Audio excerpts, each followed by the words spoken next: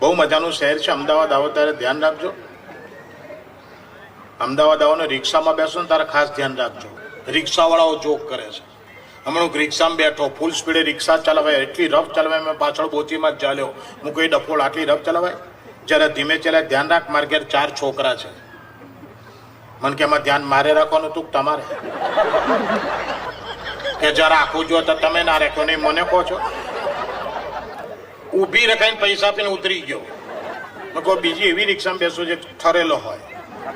એક રિક્ષા ઊભી રાખી, એની પાછળ બધા નામ લખેલા હતા, મીના ને ટીના ને પ્રિતેશ ને આશીષ ને. હું કહું આ છોકરા વાળો છે. આખા ફેમિલીના છોકરાઓના નામ લખે છે, આ છોકરા વાળો છે. આની રિક્ષામાં બેસવામાં જોખમ નહીં. એટલે હું એની રિક્ષામાં બેઠો. એ હારો રફ ચલાવે.